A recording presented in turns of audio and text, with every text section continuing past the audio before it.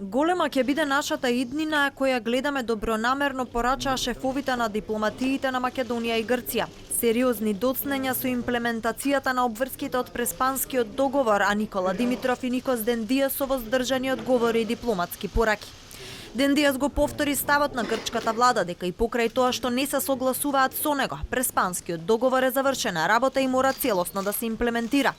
Тоа е без конкретен одговор зошто Грција се уште ги нема променето имињата на патоказите и дали новиот бренд Macedоnia the Great е вистинскиот потек во време кога треба интензивно да работат комисиите.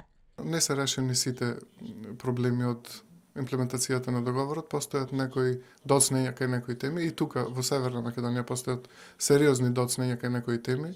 Постои амбасадор кој што е одговорен за акциониот план за имплементација на договорот. Во таа смисла одиме напред. И искрено, од срце сакам да ви кажам, денеска наоѓајќи се во Скопје, независно од овие процедури кои што треба да се случат, исто така голема, грейт ќе биде и нашата заедничка иднина ако ја видиме добронамерно.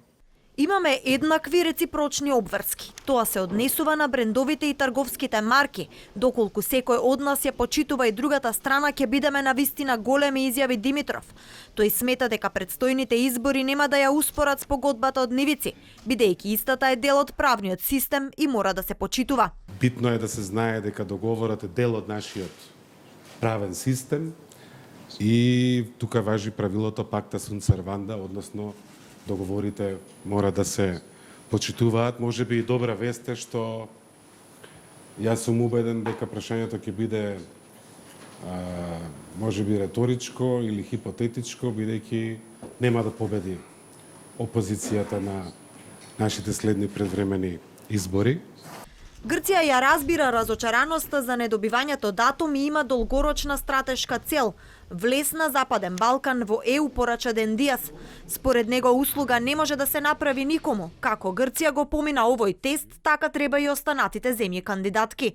Во меѓувреме официјална Атина ќе преземе иницијатива за поскоро отворање на европската врата, но какви чекори ќе направи грчкиот премиер Мицотакис останува да се види.